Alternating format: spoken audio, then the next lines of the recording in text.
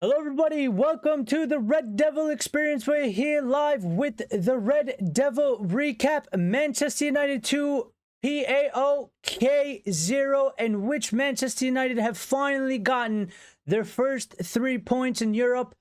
Their first win in Europe in quite a while. It's been a long time. We've scored more than one goal today. Listen, I'm not gonna sugarcoat it. I'm happy to get the 3 points. I'm happy that we got a W. It wasn't the greatest performance. It was a bit of a snooze fest. We didn't necessarily play well. We had to do a lot better. You know, PAOK, not the strongest team out there. Not the best of the best. We were home. We struggled a little bit, but at this point, we got the job done. We got the job done. And that's the most important thing as of right now. So, you know, I think, listen, we got 3 points, and that's the most important part. We're going to do live player ratings like we always do. We're going to break down the match like we always do. We're going to get into a lot more details.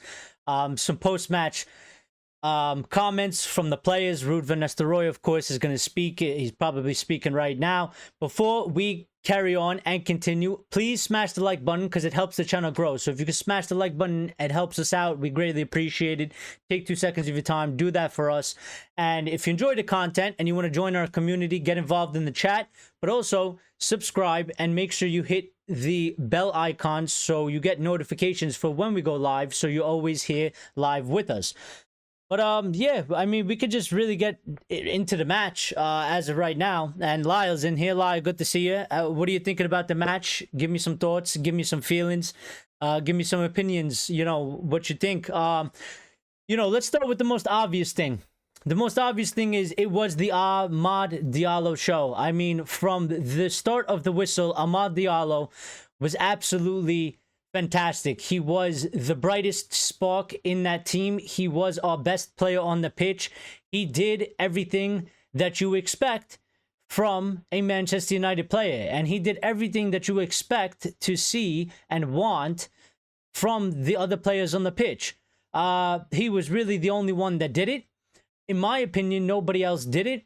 You know, his work rate off of the ball, on the ball, movement, the whole thing, everything that he did today was what that rest of the team, they need to go rewatch that match, and they need to watch AMAD DIALLO play that game, because they should be playing the match in the manner that AMAD DIALLO played for. And I'm very happy for AMAD DIALLO. He deserves it very much. You know, he got his start today. And again, you know, these players, some of them, they need to take notes. They need to take notes from AMAD DIALLO, because listen, the guy started the season. It looked like he was kind of solidifying his position on that right-hand side. And then he disappeared. And, you know, he wasn't getting chances. He wasn't getting minutes. It looked like, you know, he lost his spot. And a lot of fans were unhappy about it because they don't think that he deserved it. And I think the fans were pretty much proven more so right tonight, especially because... You know what? That kid, and I said it before, and I'll say it again. There are players, and he is one of them. There's not many of them, but there's few of them. He is one of them that you are given an opportunity tonight to go prove yourself, to show yourself, to make a claim for yourself. And he could have moped. He could have put himself down. He could have, you know, doubted himself. He could have played scared. He could have played all types of things. But you know what he did? He went on that pitch and he said, "Nah, I deserve to start. I deserve to be playing. I believe in my ability. I'm confident in myself, and I'm going to show you why you were wrong to be leaving me on the bench, not giving me more minutes, not starting me." And he went out there and he played his game. And he played a good game. And we won that match solely because of AMAD DIALLO today. If it wasn't for AMAD DIALLO, we were never going to score. And we were never going to win. You know, Manchester United did not particularly play well as a team. We won because an individual decided to go out there and played the best he possibly can, and pretty much carried the team on his back from, you know, the first whistle till he came off, because obviously there was a little bit of an injury concern. He seems all right though. I think it was more of just a precaution, and we didn't really need to risk him because we were up 2-0, and we should be able to hold the 2-0 lead at home against a team like that. But yeah, you know, for me, that's what it's all about, and that's what this team needs to be all about. You know, you get an opportunity, you go out there and you fight to solidify your position. You embrace the opportunity, you embrace the competition. Okay, maybe you don't think it's fair. Maybe it isn't fair. Maybe it's wrong that you weren't picked and you weren't played. But you know what you do? You wait until you're given an opportunity. And when you're given an opportunity, you show and prove to them on the pitch with football and put in a performance like he did tonight. And you make the statement of, I am showing you that you were wrong. And here is why. And that's exactly what he did tonight. So he deserves all the credit in the world. And he's won us the game tonight. There's concerns in the teams, and we're going to get to that. But let me get to the comments first. Lyle said, first half, I fell asleep. Woke up halfway through halftime, got some ice cream, and saw a better second half, but AMAD was the best on the pitch. Well, yeah, I mean, I was falling asleep too. I mean, I'm running low on sleep today. I didn't sleep well last night. I didn't get good enough sleep. I was kind of falling asleep as well. Even in the second half, there was 5 minutes where I started closing my eyes.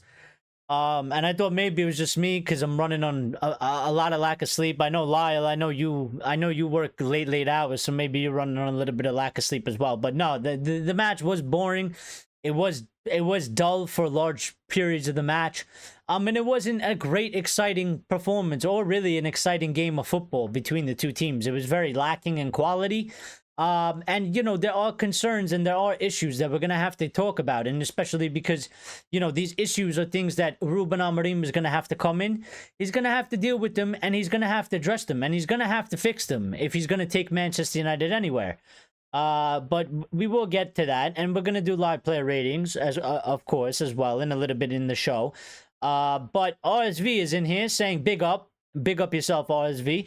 Said that first half was not convincing at all. Then he also said, hopefully, Amorim looks at the midfield and rectifies it as soon as possible. Bruno and Casemiro and even Ugarte passes were atrocious. Casemiro was also not good off of the ball. He looked very slow. And RSV also saying, I just don't want Amorim to be constantly selecting favorites like ERIK Ten Hag.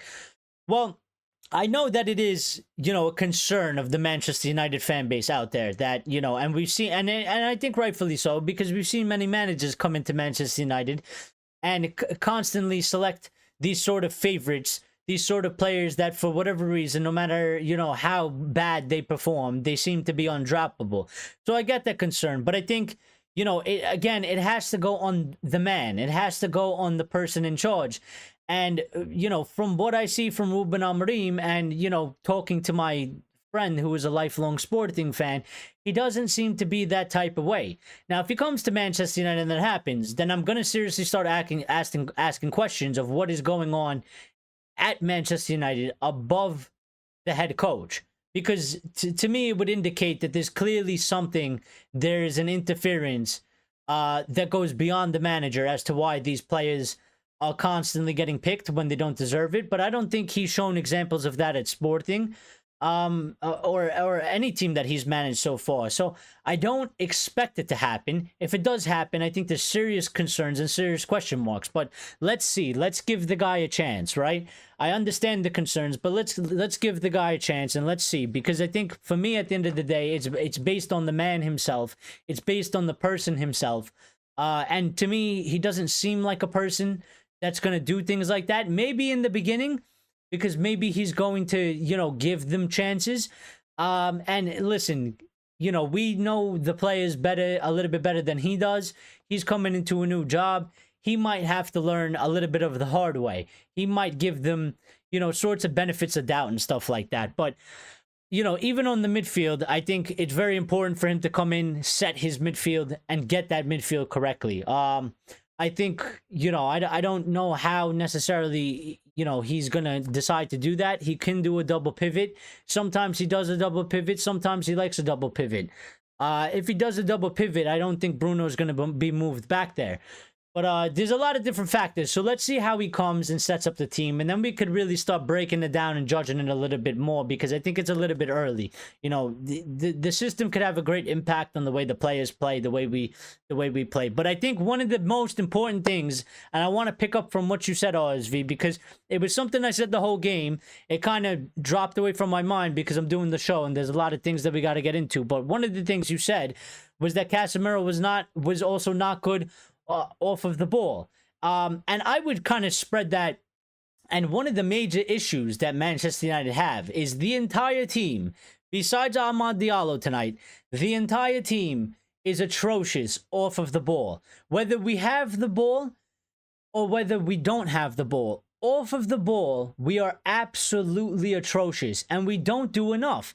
We don't do enough. When one of our players has the ball, whether it's Onana, one of the center backs, one of the wingers, we don't do enough. We don't move. We don't put ourselves in better positions. We don't anticipate that player is going to get the ball. Therefore, we got to start moving and making the spaces available and opening it for the player and giving him options. We don't do that. And I think that leads to us playing very slow, very boring, very, you know, kind of a lack of creativity and kind of a lack of an idea. We don't do anything off of the ball. We kind of just stand there.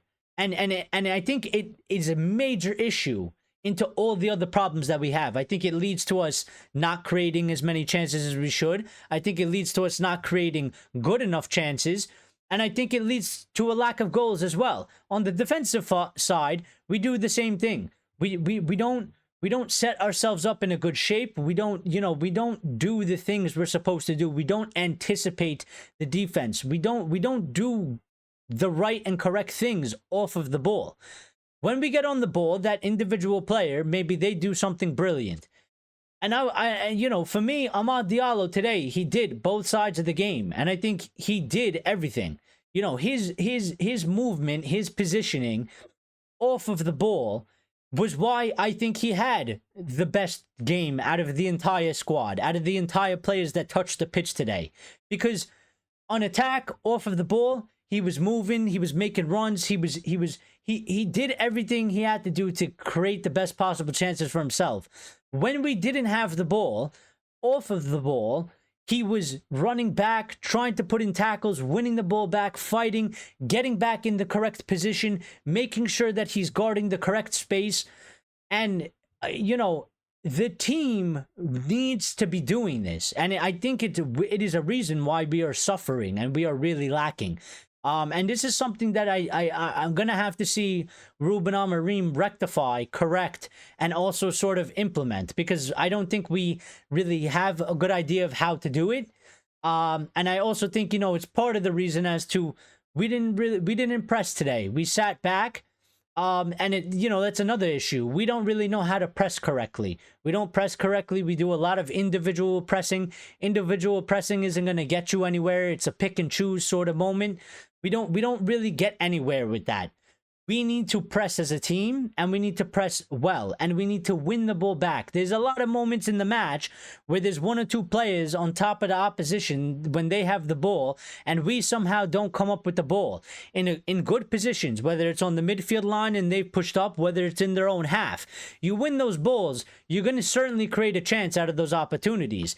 And we don't win those balls. It just doesn't come to us. The opposition always wiggles their way out. They always find a way. So we're really lacking in those areas. Now, when I watch Sporting, I know it's been a couple days and we haven't talked. So, you know, there was Sporting. They played Manchester City. Good win for Ruben Amorim. He did it. He won 4-1. He sort of, you know, to an extent embarrassed them. And it's a good story for, you know, the Manchester United, incoming Manchester United managers already beaten Manchester City, etc., etc. But, you know, one of the things I noticed when I watched that match was the way he's gotten those players to fight for every ball, to believe in themselves, to have the confidence. to play with quickness, to play with speed. Listen, they defended a lot of that match. They succeeded a lot of the possession. Can he necessarily do that at Manchester United? I don't think he can. I think he even made comments saying that, you know, Manchester United can't really do this. We can't. We got to take the game to them. You know, that's not Manchester United. Is not to sit back and soak up all the pressure and secede possession.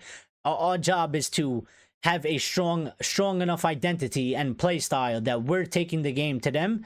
So it's not going to be the same circumstance. But one of the major things is that they fought for every ball. When they went for the ball, they were winning the ball. They defended well. They were in a good shape. They kept their shape.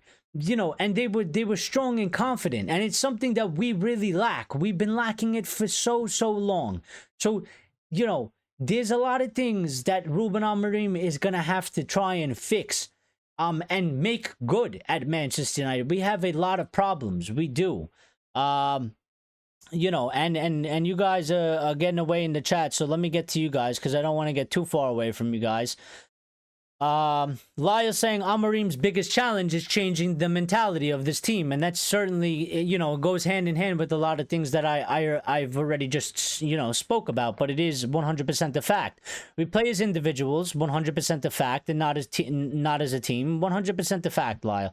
Garnacho, Bruno had perfect opportunities to find teammates, but choose wrong every time, and that is another thing. You know, our decision making it's wrong every time. There's, you know, when they're supposed to cut it back, they don't cut it back.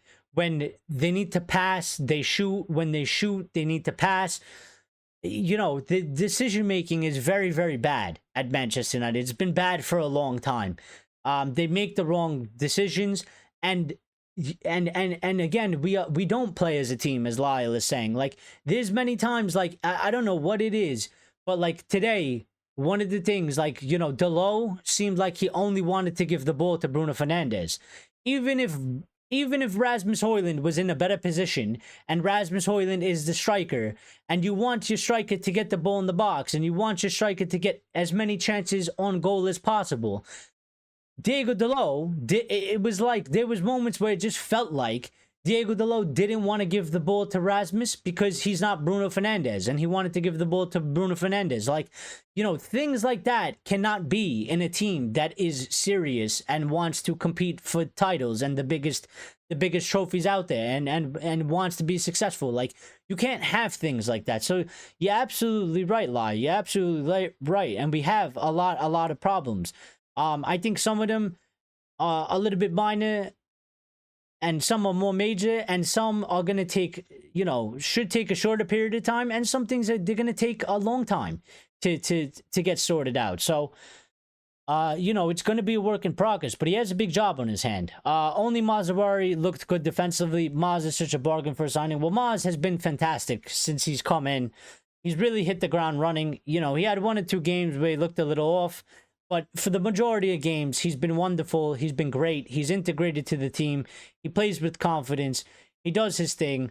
You know, and I think he has a good balance of defense and attacking, like, output and even the mentality. You know, there's times where he picks up a ball in a tough position. There's somebody on top of him. You think he's going to lose it because the rest of the team does it. He doesn't lose it. He turns the defender. He turns them, turns into space, and he starts the attack. And he doesn't hold the ball too long. He finds somebody that's open. He releases it, and we start going forward. Sani is in here saying it's true, but we'll change bit by bit. After I did some substitutes, yeah, I mean, yeah, you know, but listen, substitutions, it could only take us so far. The whole squad is sort of a mess right now. So, you know, I think it was good today that Ruud van Nistelrooy did what many of the fans wanted, and what many of the fans have been asking, and what many of the fans have been saying. Drop either Marcus Rashford or Alejandro Garnacho. Play AMAD DIALLO on the right, because he's clearly the player that plays the best on the right. Play him, start him, and then play one of Garnacho or Rashford. And obviously he went with Garner today, and Garner did okay, but you know, it wasn't an outstanding performance. He did okay. He subbed them off with 60 minutes in, with 30 minutes left, gave Marcus Rashford a chance. And Marcus Rashford did okay. He had that one opportunity. I think he could have done better. That, you know, it should have been a shot on target. But he didn't do anything that was overly special either when coming on. So, you know, again, substitutes are only going to take us so far. But, you know, correct decision in the fact that what he did today. And it paid off anyway, because the guy scored 2 goals. He was our best player. He was our most influential player. And he was our best player attacking-wise.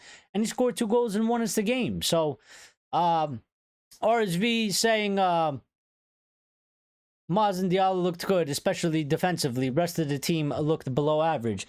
And they did. You know, the team...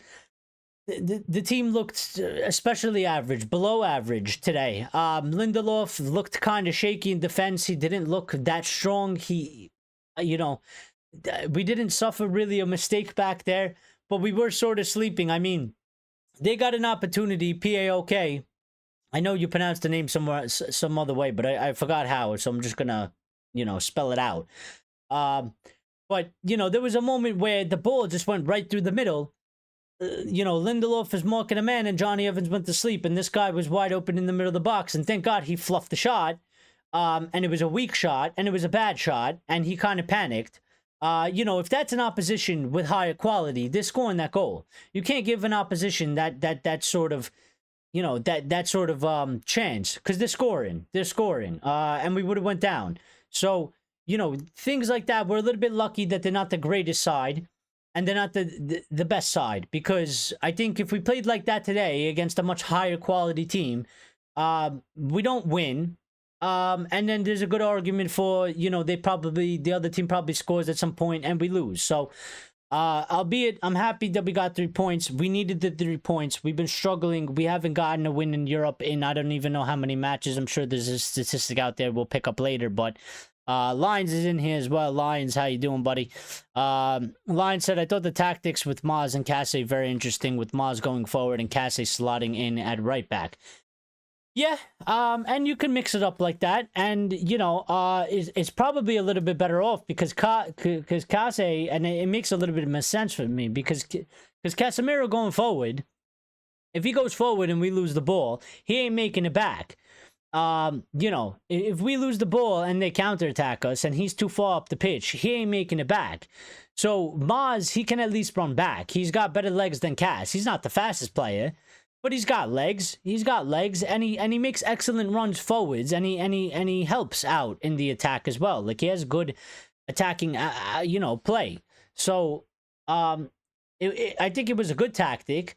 I don't think it's like, I wouldn't call it necessarily like interesting in terms of like it's such a surprise, because I think it makes a lot of sense in that aspect. At least for me, the way I'm thinking about it right now, it makes a lot of sense in my head that, you know, Cass, he constantly, when he goes forward, we lose the ball, which we do a lot because we're bad at passing, and we're very slow, and we do tend to lose the ball, you know, in very bad areas. Cass always gets caught out because he just doesn't have the legs to get back. And, you know, it's not necessarily his fault, but it is just it is just a negative that happens, and you kind of want to, you know,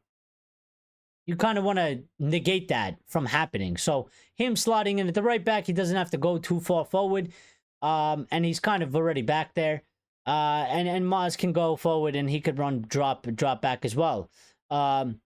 Lindelof had a decent game, par from the moment, in my opinion. Well, no, he had a decent game, but I don't know. It was just something about Lindelof. Like, you know, there was balls that would, like, bounce. They would turn 50-50, and he didn't look like...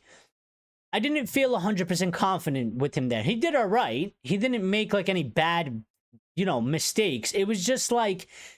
It just felt like I was like, if something stupid is going to happen, I feel like it's going to come from Lindelof, because he didn't look like the most confident and the most strongest when those things, when the ball was coming like to him in those decisions where it's almost like a 50-50 ball or so.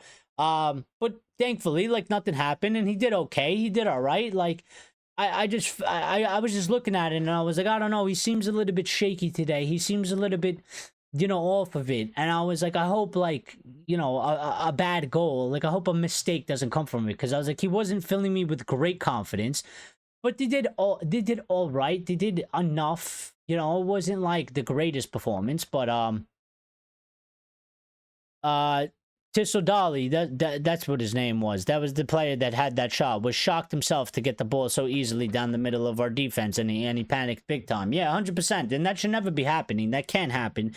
You know, if that happens to a team of higher quality, you pick any top 4 team in the Premier League. You pick any, you know, top 5, top 10 team that plays in the Champions League. They're scoring that goal. They're scoring that goal. You know, and it just can't happen. So we're a little bit lucky in that aspect. And we didn't do enough per se in the match as a team, but AMAD Diallo did save our bacon tonight, and he himself personally did enough. He did enough to help the team. He was like Mr. Bean sitting a test, freaking out. Nah, yeah, he was like. He just I mean he couldn't believe it. He couldn't believe it. He sort of shit himself because he was just like, holy shit, like I got the ball. And then like he wasn't really prepared to get that ball, and then he just panicked immediately. And then that's pretty much what happened. It was a little bit of a lack of composure, a little bit lack of a cool head. And that's what I'm saying. You give that opportunity to a higher quality player, a more clinical player, a player with a lot more composure in a better team, and they scored that goal on us. So but yeah, let's you know what we can do? We can, give me a second and let me pull this up. Let's do the live player ratings. We'll get to some comments and we'll continue the discussion going, and let's go in that direction because I kind of want to do the player ratings. We'll get them sort of out of the way. And then we can go and talk a little bit more about the match, and then we could kind of have like a little bit of a free-for-all because there has been some things that came out the past couple of days that we haven't really talked about. So player ratings, let me pull this up side by the chat. If you guys want to go ahead and give your own ratings in the chat, I will read them out simultaneously. Andre Onana, for me, I'm going to give Andre Onana a 7 because he had, I think, 2 very good saves. And while what's his name, Tissoudali, you know, did screw up that chance, it was still good goalkeeping by Onana. He anticipated that shot, he got there, and he moved quickly. So for me, I give him a 7. He also, you know, we kept a clean sheet. I think his ball distribution for the most part was very good today. You know, pinging a lot of long balls. Some people might not like that, but again, that's not really like on him. That's more of like how the team is set up, and that's more of the game plan. So, you know, if you don't like that, take it out on Rude or whatever it is. Because, you know, clearly, like, if he wasn't supposed to be doing that, then that's for Ruud van Nistelrooy to be like, hey, stop doing it. But I think he did a good job of it. And he didn't have like other than that, he didn't really have too much to do, but when he did good. And distribution was good. So 7 for me. Lions agrees. He says 7 as well. So we're off to a good start on the player ratings. We're off to a good start. Maz, I give him a 7 as well. I think, you know, as you guys mentioned, you know, he was good. He was probably one of the only other players other than AMAD Diallo that was probably performed. You know, you could say a lot of them performed average or a little bit below average. I think he was one that performed above average. Again, good defensively, good going forward. You know, played well. And he's been doing this pretty much all season, barring 1 or 2 appearances. But, you know, no player is perfect. Even Cristiano and even Ronaldo and Messi, they you know, as good as they were, they would have a game or 2 where, you know, they weren't themselves. You know, it happens. You're a footballer, but, you know, for the majority of the season, he's been like this. He continues to do this, and he's really been, as RSV mentioned in the beginning, he's been a bargain. I mean, the price we got him in, you know, for me, he's way better than Aaron Wan-Bissaka. And he showed it immediately. So, you know, I give him a 7, and I think he did good. And I like, you know, I don't know why we had to switch him and DIALLO for a couple matches. We put him on the left. I think even the last match he played very, very well on the left. But the match before that, he was a little bit not so good. But, you know, he went back on the right today. And I think, you know, that's where he started the season. That's where he should probably remain, is on that right side. And you know, DIALLO is on that left-hand side for now until we get some left backs back. And then they can duke it out, which I think, you know, on the right-hand side, they could duke it out. And I think obviously right now Maz is doing better than DIALLO. So I would continue to start Maz. And DIALLO can be the substitute and fight for a spot until he starts, you know, putting in better performances than Mazawari is doing. And you know, that's how I feel about that. Lindelof, I give him a 6. Again, like, I think, you know, it was average performance. He did all right. You know, he didn't do anything like necessarily bad. He looked a little shaky at times. He did worry me a little bit. I thought, you know, maybe something bad was gonna happen that was gonna come from him, but it didn't. I don't think they didn't have like too much to do at times, but you know, as a team, again, off the ball, defensively, and even when, you know, one of our players have the ball and the rest of them are off the ball, we don't do enough, and we don't do the correct things, and we just don't do our job to help the team as a whole and individually. So, you know, there was spaces. They did have some attack, but you can't individually blame like Victor Lindelof for that. I think as a center back pairing and as a defensive line, I think they did all right. They did all right. Like, they did just enough, in my opinion. Johnny Evans, I give him the same thing. I give him a 6. He fell asleep on that one play with Tusadeli, or whatever his name is.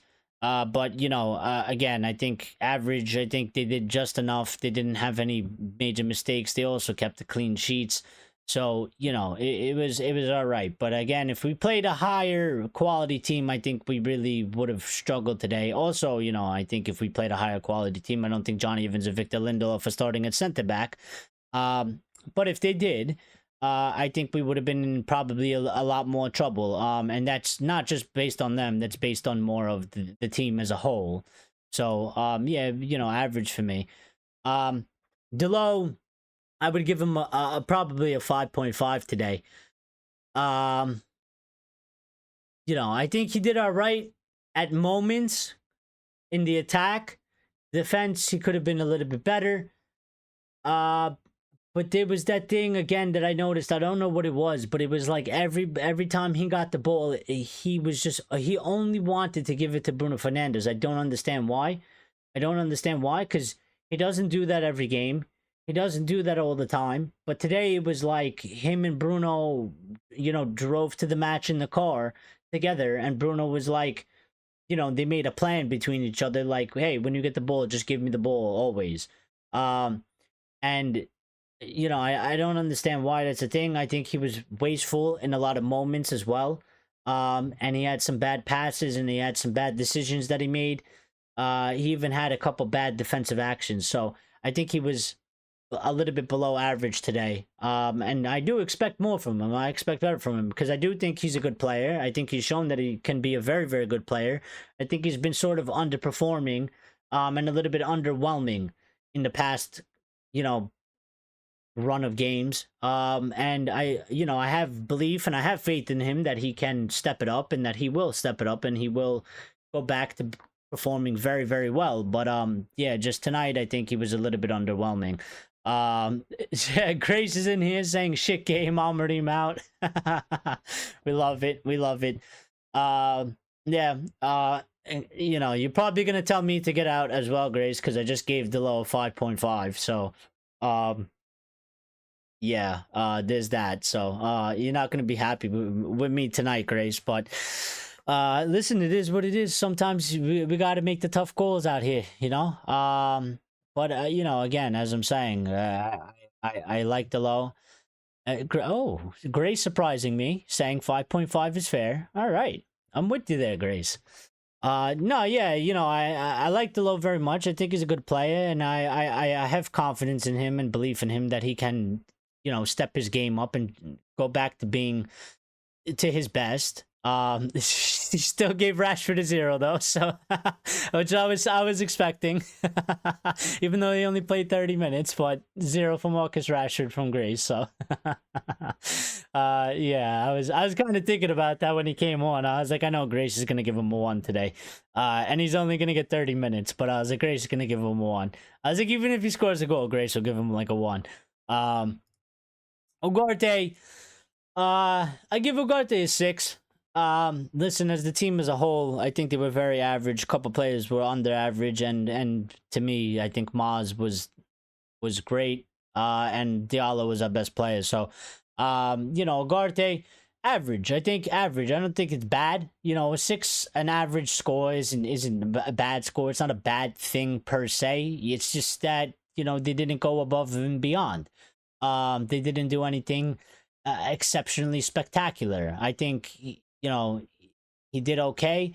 I think he's growing a little bit. Was it his best performance? No, I think his best performance so far for Manchester United was obviously against Jose Mourinho's team, the last Europa League match, and that is the height that we look to see from Manuel Ugarte, and I think that's what we want to see him do on a consistent basis. Obviously, again, first season in, new players, still sort of getting integrated in that aspect.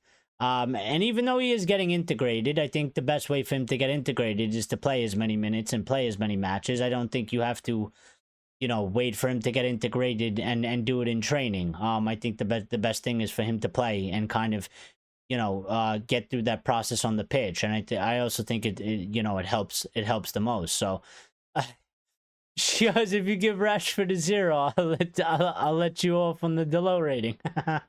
Well, I'm not gonna give him a 0. I'm gonna give him a fair score. Because I don't think he necessarily deserves a 0. But it's not gonna be high. But Casemiro,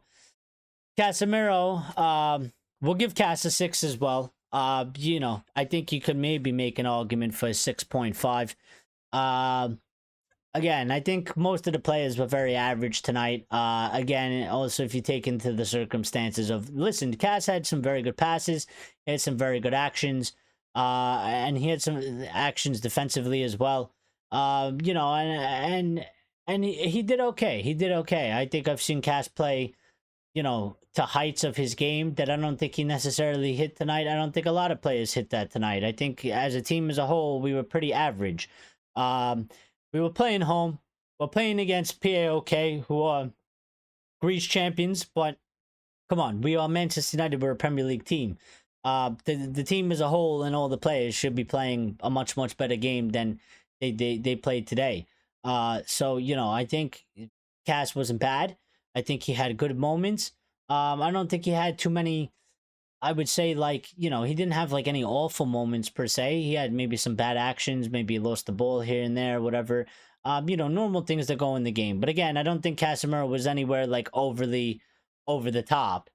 So like I don't think he did anything that was like outstanding or out of this world. I think it was just a very basic average performance. So yeah, I think, you know, for me a 6 is fair. Grace letting us know that PAOK are second in their league, basically facing Real Madrid. I mean, yeah, if you put it in those contexts, I mean, it's pretty much, yeah. I mean, you know, they're the equivalent of Real Madrid. They're the second in the league. So maybe we're being a little bit too harsh, Grace. Maybe we're being a little bit too harsh on the players. You know what I mean? Because they're super tough opponents, super tough. But no, you know, we should be we should be performing way better. And if it wasn't for Amad Diallo, I think we'd be on the show. It would say 0-0, or even 0-1, because somehow they would end up scoring. And we wouldn't have our first 3 points in the Europa League this campaign, and our first win in Europe in you know, I don't even know how many matches, but it's been matches. It's been, I think it's been almost. I think the commentator said it's been 384 days, so over a year. You know, it's crazy. You know, and if we didn't win tonight, we would have broken the record for our worst European campaign in the history, and basically not winning. So thank God we won and we didn't break that record. And I think you know, I don't know if they were aware of that, but you know, if I was rude, I would have told them, don't be that fucking team.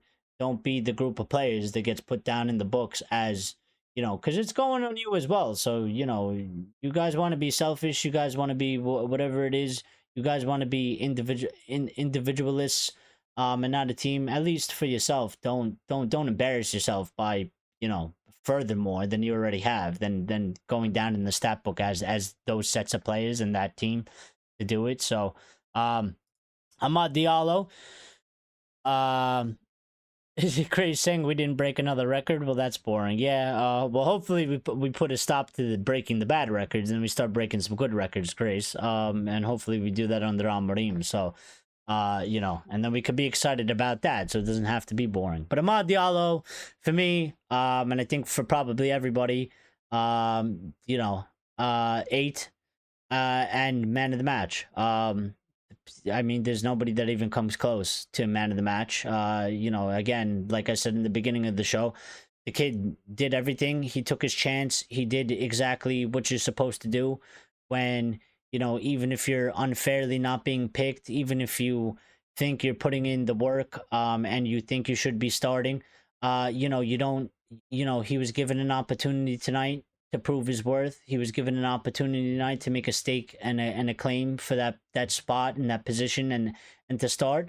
And he took it. And he took it well. And he showed confidence. And he played with energy. And he played with attitude. And he played with confidence. He did exactly what the rest of the team needed to do, barring Mazuari. Like, he did everything. You know, off the ball, on the ball. He did it all. He did it all, and he did exactly what we expect from these Manchester United players. And unfortunately, he was the only player that did that tonight. I think Maz did it a little bit, but again, you know, for the rest of the team, they were nowhere near to what he showed us. They were nowhere near to what he did on the pitch for us today. And that is the concerning part, because we need a team like how AMAD DIALLO played tonight. And we don't have that right now. And we've been missing that for quite some time. So, what are you excited about exactly right now? Not too much. I mean, I'm happy that we got the 3 points. And I'm happy that, you know, we were able to get a win in Europe. Am I like overly excited about it? No. What I'm excited about is the new manager. That's pretty much the only thing that's really exciting at this moment, is because we don't know what's going to happen. It could be absolutely fantastic or it could be a disaster, but obviously we like to hope, you know? So Lyle said he would give Ahmad 8.5. That's fair. That's fair as well. You know, I'm not against it. I'm not against it. I probably, you know, I would have given him much higher if he got the 3rd. And he also... But he didn't end up playing 90 minutes, so, you know, it is what it is. 8.5. You know, fair enough. But yeah, I mean, for me right now, the only real thing that's exciting about United is the possibilities of whatever this new manager or, you know, head coach might be able to do for our club and for our team. And that's pretty much it. I mean, that could get taken away very quickly if it is, you know, doesn't start well or doesn't look very good. You know, but right now, in the sense of the team, there's not a whole lot to be really excited about. I mean, the players aren't playing great. There's a lot of players that seem very flat, and we don't play in an exciting way, and we don't play.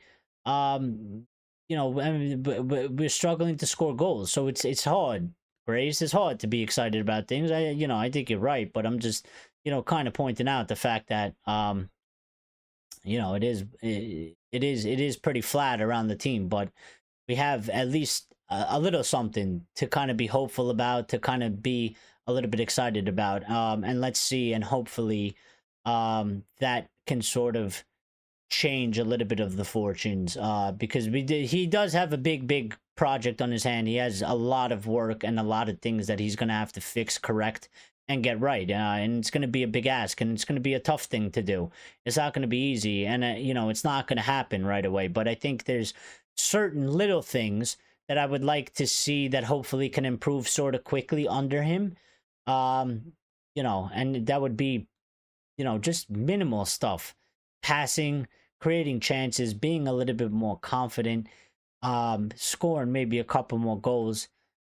and just playing a little bit more like a team, you know, just you know, being able to do things that we literally seem totally lost at doing right now.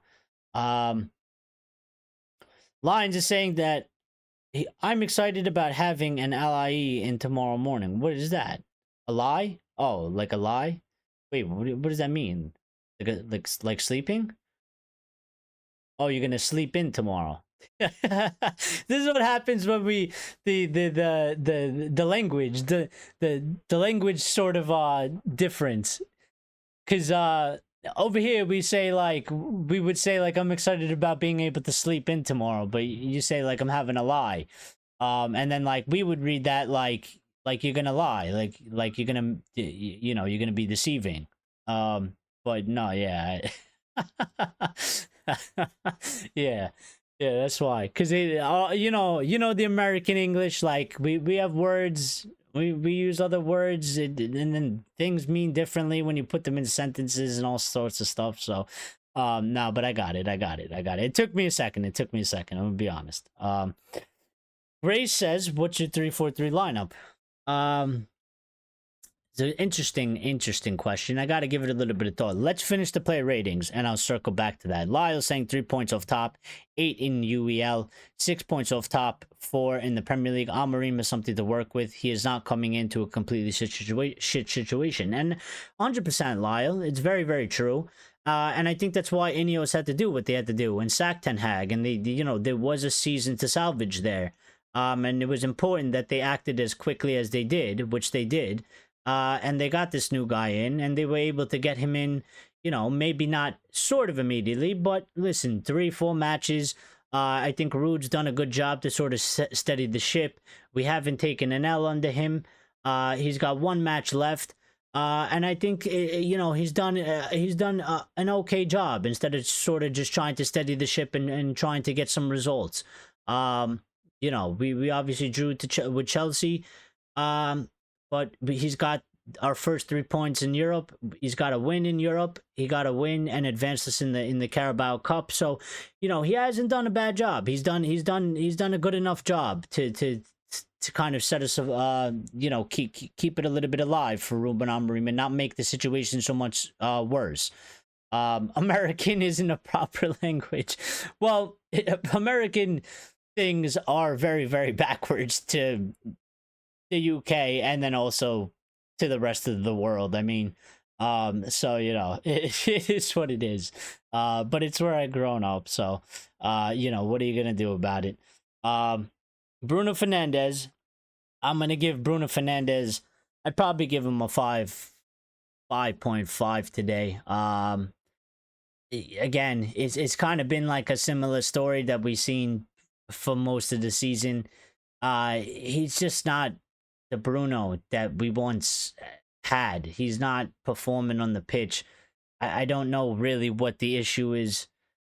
He looks a frustrated figure. He looks lost. He makes rash decisions. He doesn't look on top of his game. I don't know if it's, you know, it could be that he's played too many matches and he is just, you know, whether he thinks he can play the matches or not, it might just be like a bodily fatigue or a mentally fatigue. Maybe not a bodily fatigue, but maybe a mentally fatigue in that, you know, maybe he's just not as sharp, and therefore it's leading to bad performances on the pitch.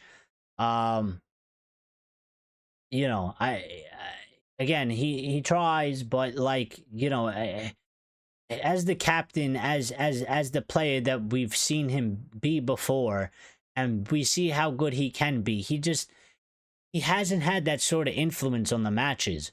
And he makes very poor decisions at times, and he loses the ball in very frustrating areas for us. You know, when we're trying to create goals, and he makes the wrong decisions, and he takes bad shots. He just hasn't been that Bruno. And I'm not, you know, I'm trying to be sort of even-handed here because I think he played okay at moments, but for me, Bruno Fernandes has to have a lot more influence, and he's got to be a lot more better than he has been. So I think today, like he has been for a majority of the season, barring 1 or 2 times, he was underwhelming today. he wasn't as good as I know he can be. And I don't think he did particularly well on the pitch. Grace says maybe he's just rubbish, and maybe he's peaked, Grace. Maybe he's peaked. You know, maybe he has. You know, I'm not gonna argue on that. He is 30. Maybe he's on the decline. Maybe he will never hit the highs that he had when he first came in his first 1, 2, 3 seasons at Manchester United or so. You know, maybe he's peaked and he's on the decline. It is a possibility. Maybe he's been overused. And you know, and Grace is saying again, you know, he's 30, isn't going to change now. And I agree. There's certain things in his game that he, you know, for sure it's not going to change because it's way too late for that. But I think he can certainly do much better because we've seen him do much better at Manchester United. There's certain things he's always done. There's certain things that, you know, annoy fans with, like, you know, doing very, very risky passes or sloppy passes or giving the ball away. But he used to be able to have a much bigger impact on the match with those were more minor things. And him not having the impact that he used to have, you know, those things are now overshadowing any sort of impact he's having on the match. So, you know, Lion saying Mount was amazing today. He walked off the pitch healthy. Well, that's one of the positives that we could take, is that, you know, Mount came on. I think he did very good for the minutes he got. And he walked off the pitch and ended the match without Mason Mount being re-injured. Which is a low bar, but I mean, that's where we're at right now with him. We are at a low bar because, I mean, the guy just has suffered so many injuries already, and has just been not been able to be available. So, like, you know, we just, you know, the bar is low. We just need him to stay fit and stay as fit as long as possible and be available, and hopefully he can do that going forward. But Ray is in here. How you doing, Ray? Hope everything is well. Lyle's saying he won't change much, however his style can switch up in an Amorim system. Let him play down the center of the field and find Højlund. Watch him create. Well, I think part of that has to come from him, Lyle, though, because I think, again, I don't know if it's like a mentality fatigue where, like, he's just played too much, so maybe he feels like he can play, but he's not as sharp and he's not making the best decisions. But you know, there's moments in the match where he does give the ball, he decides to pass, he makes the wrong pass, he makes the wrong decision, and he does it a lot. And I don't feel like he used to do that as much as he does it now. So I don't know what it is. I don't know if he's necessarily on the decline. I don't know if he's played too many matches and he really needs a break and he needs to be rested more, because he is one of those players. And, like, let's be fair to Bruno a little bit, right? Because we always try to be fair. Bruno, I mean, I don't know the actual numbers, but I think Bruno, if you take him out of any player in the squad, he's probably played the most minutes out of any player in the squad. So he's obviously overly been used because, you know, we complain that there's too many matches in football nowadays. Players are playing too many minutes. And Bruno Fernandes is a human being. He's not he's not a robot. Like, he you know, for him to play this amount of matches and the amount of minutes he plays, like, it will have a toll on him. Plus, he's 30. He ain't 20. He's 30. So it's obviously going to have more effect on him, whether he believes it does or doesn't. Like, it will. So you know, at least something that I would like to see, you know, rotate him a little bit more. You know, whether that means you don't start him or not, but at least, like, you know, put Mount on for him. Give Mount 30 minutes rest. Give Bruno 30 minutes rest. Like, he doesn't have to be playing 90 minutes every single match all season long. Like, I think it's ridiculous, and I think it's a problem for him for sure. Luke Shaw was amazing too. He ate his first salad today. Don't say things like that, Grace. We can't be fat shaming people. We can't be doing that. Ray's saying, I guess a win is a win. Yeah, and I mean, listen, again, we said, it wasn't the greatest performance. It was a very dull match. It was lacking quality on both sides, I would say. But the most important thing at the end of the day, and what we really needed, was 3 points. We got the 3 points. We got it because of AMAD DIALLO. And the team was pretty flat, and there's concerns with the rest of the team. And thankfully, AMAD had the game he had. And good for Rude that he started him and gave him the opportunity because it paid off. But there's other concerns, but listen, we said this last time. It ain't gonna get fixed on the Rude. I never really expected it to really change much or to really get sorted out on the Rude. This is a thing that the new head coach is going to have to deal with. He's going to have to sort it out. So, while those things are still very annoying to continue to witness, and we don't want to continue witness them, and we want them to change. We have to be a little bit more patient because we got to get our guy that we got. He has to come to the club first. He has to start his work before we can really hope to see and get some actual change. Again, I think Rude, his job was always come in, steady the ship, try and get as many sort of positive results as you can. But I don't think Rude was ever going to do anything of miracles and groundbreaking in the short time that he was always going to get anyway. So, Shaw has been here nearly 10 years. He's a disgrace. Lyle saying Luke Shaw doesn't exist. Grace saying Shaw has a new job at Cats Per World. Lion saying yeah he has, but I wouldn't say he's a disgrace. I mean, he came back from an ankle break. Listen, it's been bad for Luke Shaw. I mean, that injury was very horrific. It obviously impacted him in a very bad way. And he struggled before that injury with injuries anyway. And I think it's only made the situation worse for him. I think, when Luke Shaw is fit and he's available, he's a very good player for us. He has been a very good player for us when he is fit and available. And it's not, you can't say he's fit and available a lot. But listen, I think let's try and get him as fit as possible and to stay as fit as long as possible for the remainder of the season. And then I think that, Manchester United do have to move him on. And I think his time does have to come to an end. I would say Luke Shaw himself maybe isn't a disgrace, but the injury record, and not to his per se fault, but the injury record is sort of a disgrace. Just never, being able to stay fit, not even one season. It's very bad, and we can't have things like that at Manchester United. So, we're not a charity. We're not like a nursing home or a care facility. We're not there to like take care of players that are that can't stay fit and can't look after themselves. And it's unfortunate for him. Because I'm sure he would want to stay fit, but he just can't. And it's sad in a sense, but you can't just be there and be like, "Oh, we feel bad for Shaw. We'll just keep you on the contract and keep you at the club." Like, we got to move him on. We got to move on. Everybody has to move on. He's got to move on. We got to move on. And when that time comes, hopefully we do. But right now we're in the midst of a season, and we could use him. We could use him because we could use a left-footed player playing a left back. I would say that. Lyle saying Rude is here to keep the ship afloat. He is not in to build and make changes for the future. Yeah, and I think part of the problem with that is I think a lot of people really did believe that it was solely just ERIK ten Hag, and we kind of been saying on this show for a while that it's not just the manager, it is the players as well. The players clearly have their own issues and their own problems.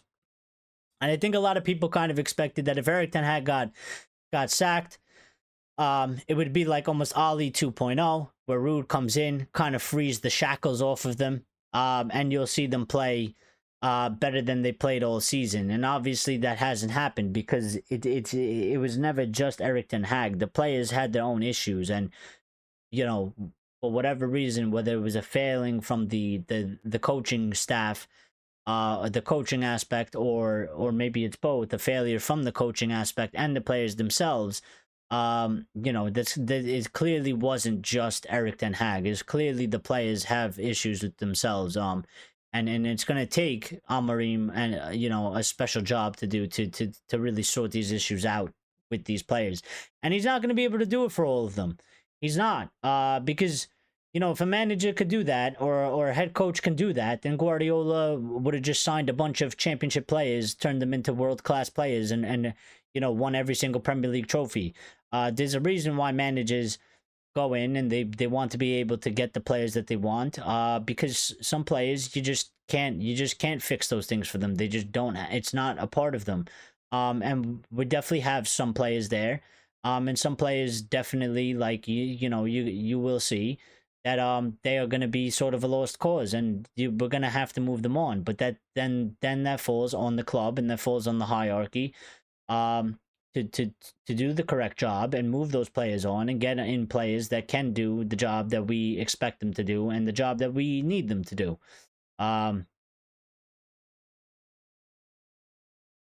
Gray's saying Shaw gets fit for the Euros but can't be available for us. Well, I think that just looks very bad. Like, you know, I don't think it was like a thing he did on purpose. Like, I don't think he was like, I don't want to play for United, but I'll play for the Euros. I just think it was like sort of the timing.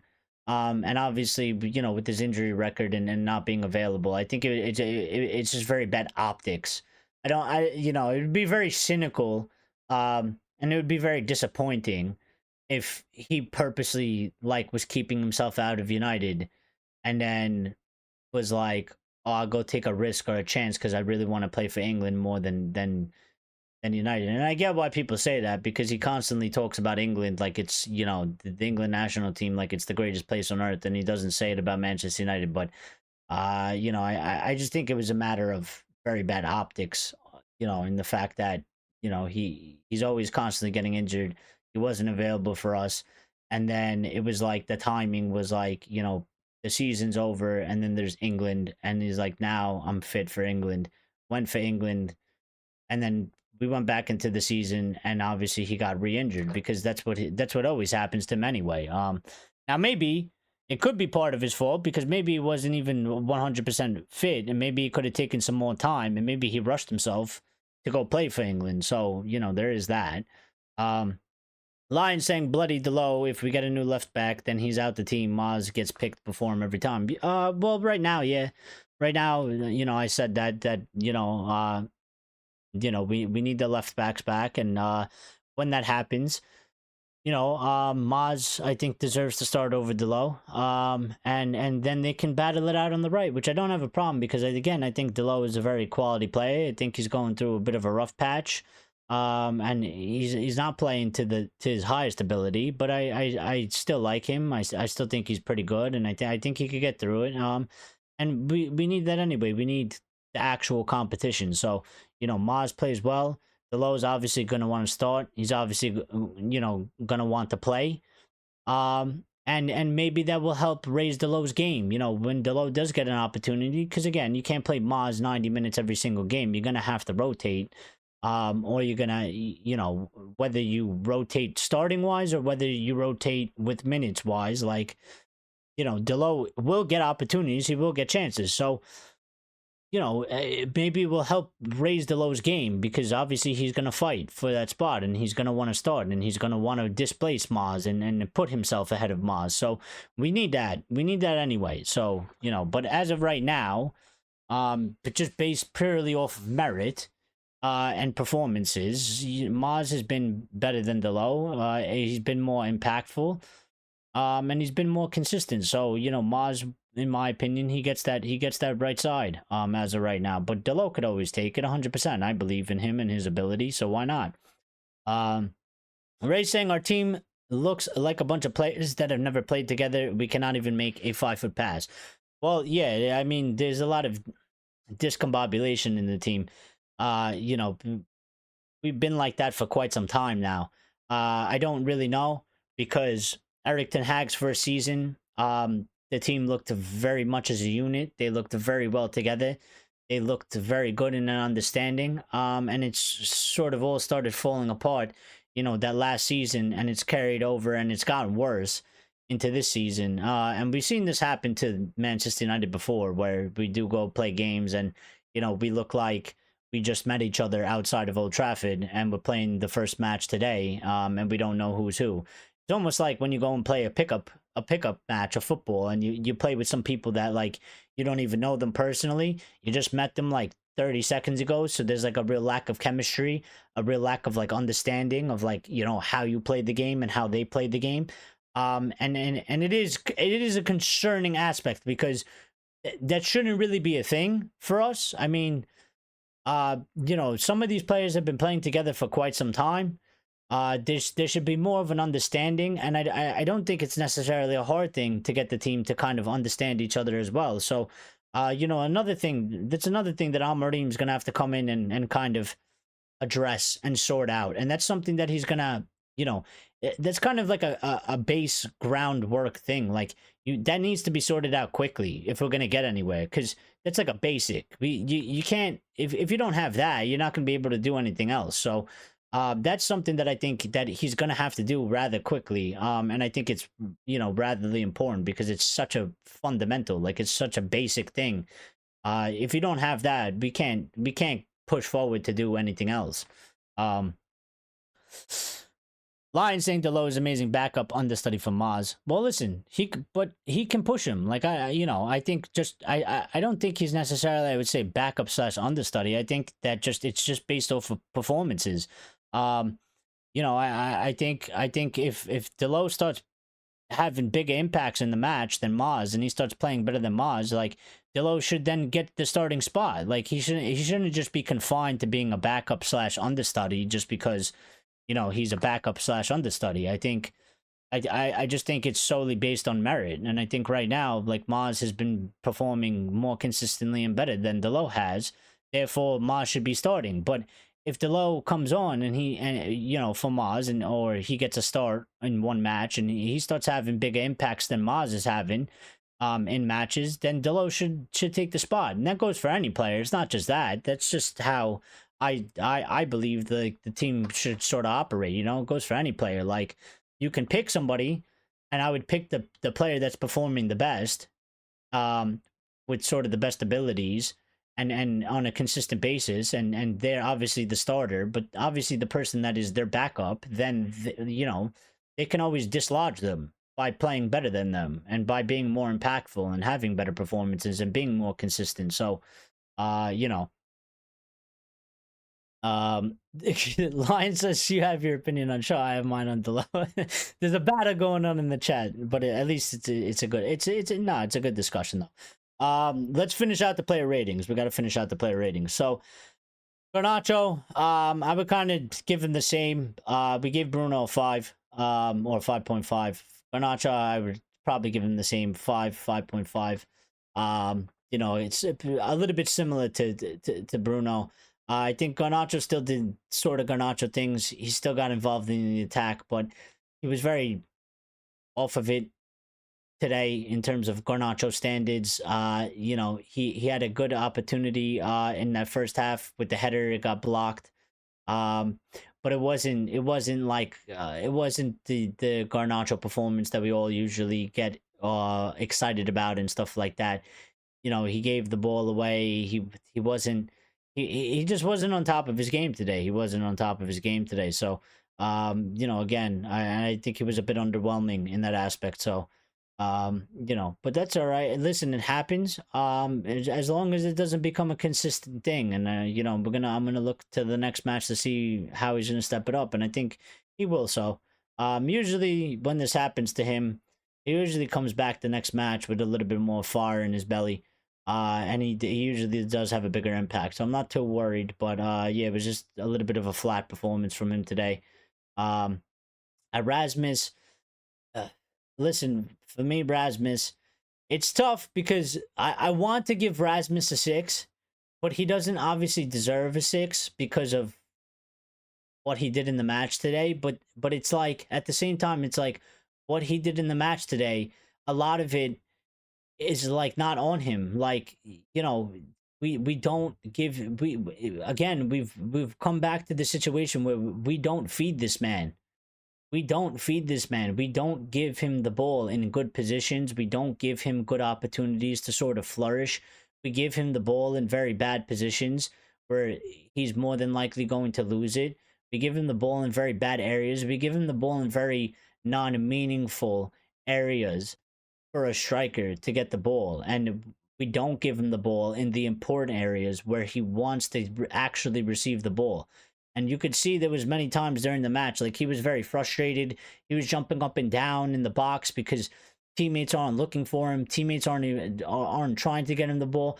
When they try to give him the ball, it's a very poor pass and never reaches him. Like, so there's a part of me that, like, I feel bad to give him a bad score. Like, in reality, I'd have to give him like a 5 because I think, again, like, underwhelming, didn't have a great impact on the match. Times that he did get the ball, he lost it. He looked very off his game. But I think for the large majority of the match, like, a lot of the things were a lot of them were out of his hand. Like, he just doesn't get serviced as a striker should get serviced. Like, and this, we've talked about this. This happened last season. This happened earlier in the matches this season. This happened, it's been happening. It's been a thing. So again, one of the things that I hope can change under Ruben Amorim is that we start actually playing for the striker. The players actually have more trust and actually look for him a lot more and give him a lot more opportunities, because then really it's on him. Like, if Rasmus is getting 5-6 very good chances in very good positions in the match and he ain't scoring a goal, then it's on Rasmus. You know what I mean? But I think, for me, Rasmus, hopefully he seems one of those players that I hope will probably benefit the most out of an Amorim system, because you've seen what he done with Gaio Cardes there and how Gaio Cardes is just like on top of the world, and hopefully something similar to that extent can kind of be replicated for Rasmus Højlund, because I think Rasmus has the ability, and I think he does have the potential, and I think he has some good skills,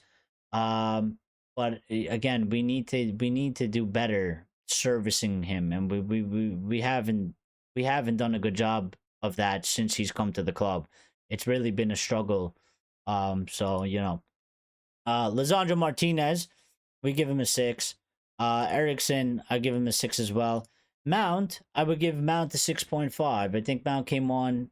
I give him a 6.5 because I think he was a little bit more sharp. He had a decent impact coming on for the short amount of time. And he showed some energy and stuff like that. So it was good to see him back on the pitch. It was good to see him walk off the pitch, not injured as well.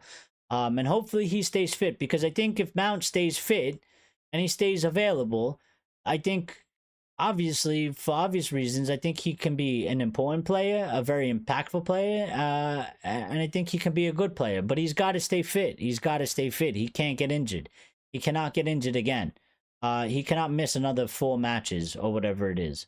So he's got to stay fit. And how much he's able to stay fit from this point to the end of the season will impact my decision on if he should be sold or not in the summer, because I do consider it. And I think for me the biggest indicating factor is this guy another injury prone player similar to like a Luke Shaw?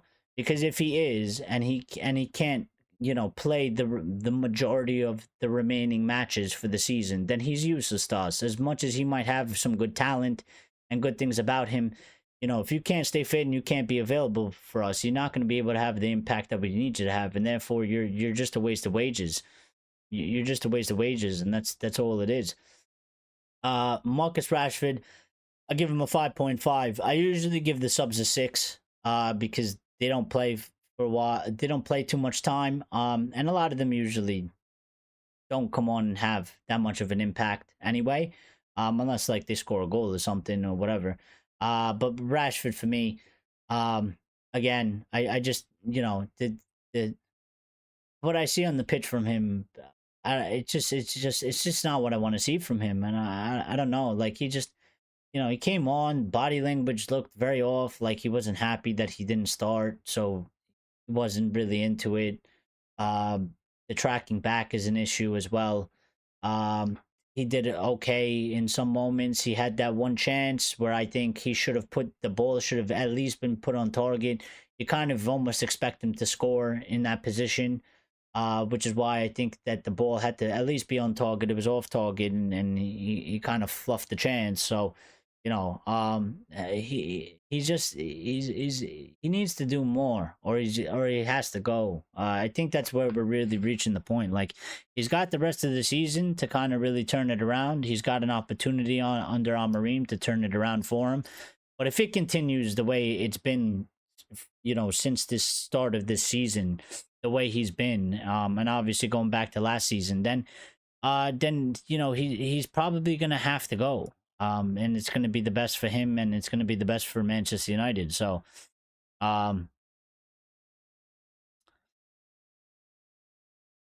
if Richard is in here, Richard is asking his daughter Grace to buy him a case of vodka.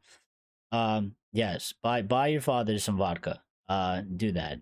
Get him a case. I think he deserves it. Lion saying Hoyland needs competition badly. Well, he does. He needs competition, but I don't think right now that's sort of.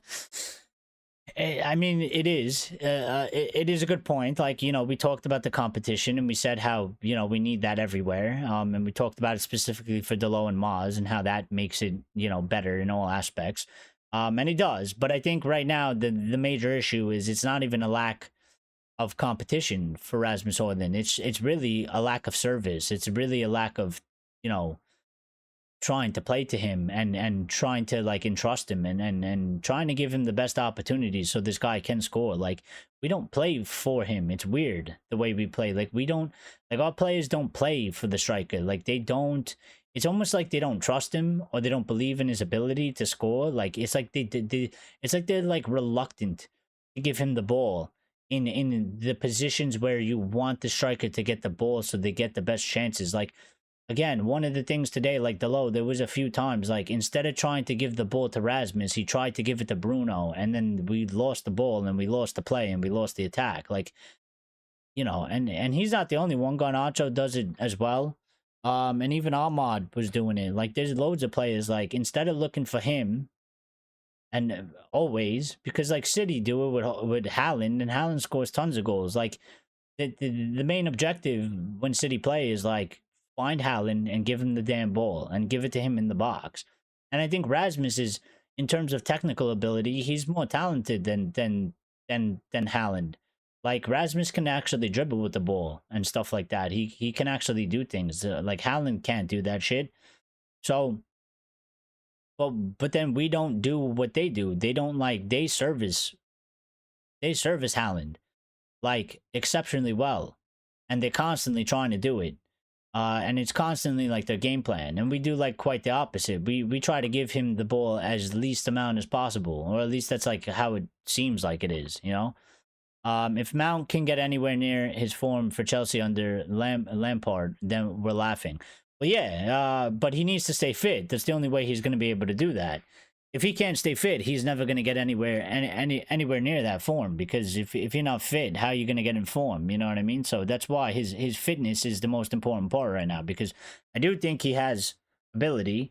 I think he can be a good and important player for us. I think we've seen like glimpses of that, but his main issue has been staying fit and being available and building form, because you can't do that if you're not available and you're not fit. Richard saying we were poor tonight. We absolutely were. Our 1968 or 1999 team would have won that match by 5. They would have won it by much, much more, I think, Richard. But yeah, we were absolutely flat. You know, I said in the beginning of the show, you weren't here, Richard, but like, you know, the team performance wasn't great. There was some average performances. There was some underwhelming and under average performances, and pretty much, you know, for me and the team, it was DIALLO. It was DIALLO's show. He won us the game. He got us the 3 points. He got us our first win in Europe. If it wasn't for him, I think we'd be discussing the show about a 0-0, another draw, and no win. And then obviously Maz was probably our second best player, and those were really the only 2 players that performed above average. Everybody else was either average or below average. And that says a lot, but you know, yeah. So, and Rude Vanessa Roy, I give Rude tonight. I give him you know, I mean, I'll give him a 7, I guess, for the win. because he technically got the win. I think the setup in the first half was a little meh. But I give him credit for starting Diallo and dropping Marcus Rashford. And kind of doing, you know, what we asked last time in terms of start Diallo on the right, drop one of Rashford or Garnacho. And then when you make the sub Rashford on the left. He didn't put Rashford back on the right. I think it was the better decision. I think the setup for the team was all right. The one thing I didn't like too much is that we sat back a lot and we sat back very deep. And I think we needed to play a little bit higher and, you know, but he got the win. He got a clean sheet. And he got 3 points for us in the Europa League. So, you know, I'll give him that much of a score. But man of the match, of course, was Amad Diallo, rightfully so, rightfully deserved. And I think everybody pretty much agrees with that. I don't think anybody else is really going to say anything different. Although I say those words and Grace will come and say something. But we have a couple quotes that I just want to get into, and we're going to get into them quick. So Amad Diallo had some comments. Amad Diallo, obviously winning man of the match, so he was talked to a little bit. Diallo saying, "I'm here to work hard. Even when I don't start, I come on and try to do my best every time." And that's the mentality and the attitude you got to have at this club. And that's the only way you're going to make yourself something at Manchester United. And that's the only way you're going to be respected and loved by the fans. And you're going to be backed, you know. You know, that's the bare minimum, the bare standard. You got to work hard. And when you don't start, you got to come on with the mentality of, I didn't start, but I'm coming on and I got to do my best. But regardless of what the situation is, even if you're given 10 minutes, you know, you gotta run onto that pitch and be like, I'm gonna give my best. You don't mope, you don't be all sad, you don't be depressed, you don't fucking, you know, half-ass it because you're only playing 10 minutes and you think you should be starting. Like, you don't do those things. You come on, you give your all. He did it. And he's done it before. And he's been doing it. So, you know, again, some of these players, they got to take notes. They should take notes. They should go rewatch the game, and they should literally put a circle around the Amad Diallo only, and just follow him around the pitch. And they should literally watch how he played tonight, because I think some of those players, they need to take some notes and add it to themselves and to their game. Ahmad saying on his second goal, we worked on that after training. We tried to do some finishing with Rude. So I tried to shoot and I scored. And you got to, you know, got to take your chances. You got to take your opportunities. And he did. And he was fantastic tonight. He was fantastic tonight. Both goals were absolutely fantastic. The header was absolutely fantastic. I mean, that's number one. He ain't a tall player. And to get up and hit that ball in the head on the angle that he hit it on and redirect it in the way he did, it was a marvelous header. And then even the second goal that he scored, you know, the shot, the footwork that he showed, the dribbling that he showed in that action, and then to hit the ball in the way he did and score that goal. It was fantastic. It was beautiful. It was absolutely beautiful. He also had a couple more quotes saying, he was asked on the importance of getting the win today. He said it was important as it has been a long time since we won in Europe. We have to play like we know. We showed today where we were the best team, and we are happy to win. And I get it. He's trying to be positive and stuff. I would say that I think, you know, the team didn't show that per se. I think you showed that. I think Maz showed that. I think the quality was lacking in the game, and I don't think we were particularly very good. But you did enough, and you did more than enough to kind of put the team on your back and get that win. He was asked on the limited game time after a good August, and he said, quote, "Like I said before, everyone else had to play. We worked out. I know I was player of the month in August, but I have moved on. I am focused now for future and give my best for the shirt and get this team back on top again." And that's all it really is. That's all it really is. And this is what I'm saying. Like, some of these players, they got to take some notes from him, because that's what, you know, he's doing what he's supposed to do. He's doing what he needs to do. You don't sit around and mope and bitch and cry because you were player of the month in August and now you're not starting games or now you're not getting minutes. So when you do get 5 minutes, you go on there and you don't give a fuck and you walk and you do whatever like some players do, or they don't care enough because they feel like they should be starting and they're getting 10 minutes and they see it as a disgrace. They see it as a, you know, an embarrassment or whatever it is. Like, no, you have to keep fighting. And when you do get the opportunity, whether it's 5 minutes, 10 minutes, 15 minutes, 20 minutes, 25 minutes, or you start the fucking match, you got to go out there and be like, hey, I believe in myself. I know I'm a good player, and this is why you need to pick me. And then you say, this is why you need to pick me because look at the performance I'm about to give you because you gave me minutes. Now give me more minutes so I can keep doing this and I can continue to help the team. And too many players that we have in the squad, they just don't do things like that. So Ahmad said everyone is here to give his best, and sometimes it's good. So today we have to enjoy it together.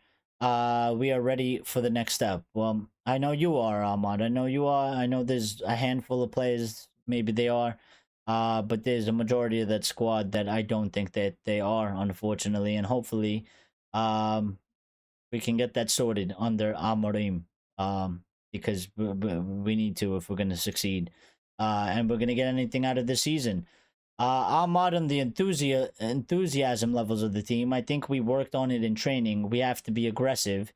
And I showed the defender I have the ball. I press him and I take the ball and then shoot. So I was happy to score. Well, I think we all hope that you guys work on these sort of things on training. But then again, Ahmad, I would question your teammates because you showed it today. What about the rest of them? You know, what are they doing? Why are you working it on training and then like it doesn't translate to the match? Like what is going on with them? Like, you know, that quote concerns me even more for the rest of the team because it's like you are working on it in training, but yet we haven't been able to see it in the match for fucking the whole season pretty much. And then when we do see it, it usually comes from one individual and not the team. So, you know, I don't know. I don't know. It is concerning, but I would say to you that, you know, you certainly did it. You certainly showed it. You were aggressive. You know, you pressed him. You take the ball and you shot and you took a good shot and you scored 2 important goals for Manchester United and got us to win tonight. Rigid saying, well, yesterday I watched Nicky Butt's interview on Talk Sport. They asked him what is the problem in Manchester United. He said we have 11 players who are playing for themselves and not Manchester United. No, I think that's very obvious. Like I think everybody says that. Ray actually said that in the beginning of the show, somewhere. Like he literally said that same thing somewhere. He said a couple things that kind of play into that.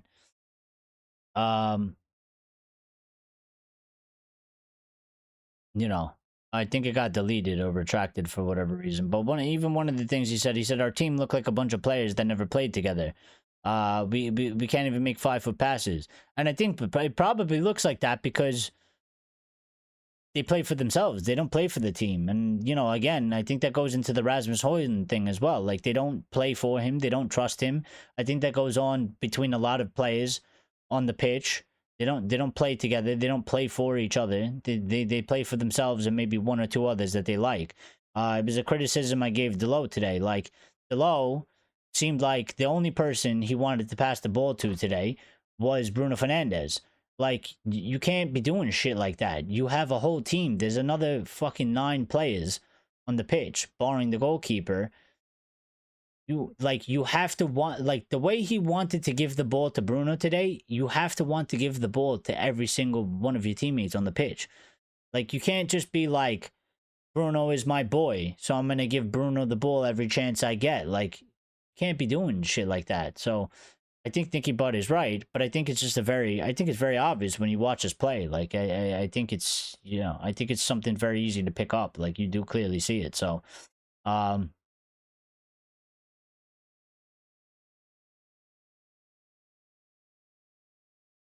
Ahmad was asked on Ruben Amorim. He said, I will say we are excited to have him with this team, and I can't wait to work with him. So, yeah, hopefully the players respond well to him if they are that excited. Vanessa Roy had some quotes saying Ahmad works hard. He shows it every day. After every session, he comes to me to work on finishing crosses 1v1. He asks for advice. He wants to learn and become better. He is professional and motivated to have the best possible career. And those are all things that you need to do to be given the opportunity. Cheekily, I think there's something in there where you can say Ahmad's gone to Rude to kind of force himself back into the squad by saying, like, you know, I'm coming to you for advice. I'll become one of your little favorites so you could actually pick me. But no, you know, I mean, he's doing team training, and then he's literally doing individual, and he's trying to get as much information and make himself the best possible version. And that's what you got to do. And clearly, you know, it's paid off so far because he had the best performance on the pitch. He scored 2 goals and won us the match. So Vanessa Roy also saying, I think Amorim is focusing on Braga and me on Leicester, and we'll see after that. So yeah, and he also said on Ahmad coming off, he had to come off, unfortunately. He is being examined, and I hope he will be available for Sunday, but we have to wait and see. Well, he was walking around and kind of jumping around after the match, so I don't think it should be anything too serious, and I think he will be available. I hope he is available, because it would just be unfortunate to have a performance like that, and then you're not available due to minor injury or something. And then you don't get the start, because obviously I think that he should be starting the match against Leicester. And I think everybody's going to say that. He clearly obviously deserves to start the match, especially based off of today's performance. So, yeah. And Ahmad saying, I want to give my best because this club deserves to be on top. Yeah, well, you certainly get it. And hopefully, you know, some of your teammates, again, can take some notes, and we wish some of the players had more of this mentality. They clearly don't. So, you know, I'm just looking for some statistics or something to kind of round out the thing. And I mean, Ruud van Nistelrooy, I mean, stupid statistics, but no, we're not gonna waste our time with that. Let me go here. Let me pull this up real quick. Amad Diallo played over 80 minutes on 3 occasions this season. He played 90 minutes versus Brighton. He had a goal. Played 90 minutes versus Southampton, had an assist, and played 81 minutes versus PAOK and had 2 goals. So, you know, give him more opportunity, give him more minutes, give him more chances. You know, Bruno, while he didn't have his whole game, he did get an assist tonight, of course. And you know, the past 4 matches, he has been getting a little bit more involved, but we need him to do a lot more. I mean, he had an assist versus Brentford, 2 goals versus Leicester, reserves. He had a goal against Chelsea, which was a pen, and he had an assist versus PAOK. So he's getting at least a little bit more involved in the goals, but overall round play, he needs to get more involved. Yeah, go ahead, Richard. It's fine. We're about to end in like 2 minutes anyway. So thank you for stopping by, and getting involved, and you know, hitting the like button and all that stuff, Richard. Thank you, we appreciate it, and we'll talk soon. We'll probably do a stream. Well, either one tomorrow or one on Saturday. I'll figure it out and I'll let you guys know what day we'll do it. But yeah, I was just looking for you know, I was just looking for a couple of stats wise. You know, since the start of last season, Ruud van Nistelrooy's Manchester United have won as many games in Europe as ERIK ten Hag's Manchester United, which is 1. Ten Hag had 9 games, Ruud had 1. And that just shows you how bad that we were in Europe and how bad we did in Europe under ERIK ten Hag as well. So, you know, yeah, I mean, Ruud got the win. We got 3 points. We needed it badly. And hopefully now we've set Amorim up for the best possible thing. We have one more job to do, which is to go beat Leicester and get 3 points. And we hand it over to Amorim and we move. We move. So, yeah. Listen, it's been a good show. We're going to end it because I don't want these things to run on too long. And especially because they're match reviews, so we don't have to drag them out or anything like that. I think we had a very good discussion. A lot of people stopped by, had their piece, had good things to say. We did the live player ratings. which were very good. And listen, we will speak again. Either tomorrow we'll do a show. Tomorrow's Friday, right? I think Fridays are usually good days, so we'll probably do a show tomorrow. We'll take off Saturday, and then we'll be back for another Red Devil recap on Sunday. I think that's probably the best course of action. The show tomorrow, we'll probably do it a little bit late. It'll probably be around 8:30 p.m. UK, which is 3:30 p.m. UK time here, or so, something like that. So we'll do it around then. And we'll speak tomorrow, and we'll talk a little bit more topical things. So thank you everybody for stopping by. Thank you for everybody that smashed the like button. Thank you to everybody that gets involved in the shows and comes and supports, and thank you to anybody that is a new subscriber and has joined the channel and the community. We appreciate you, and we look forward to you getting involved in the next and future shows. So everybody take care. Everybody have a good night. We will speak very, very soon. I'll see you guys tomorrow. And yeah, take care. Good night. Good 3 points in terms of, we needed 3 points. And hopefully, we just look forward now, and we get ready for the Leicester match and getting 3 points in the Premier League. So yeah, take care. Everybody be good. And we will speak very,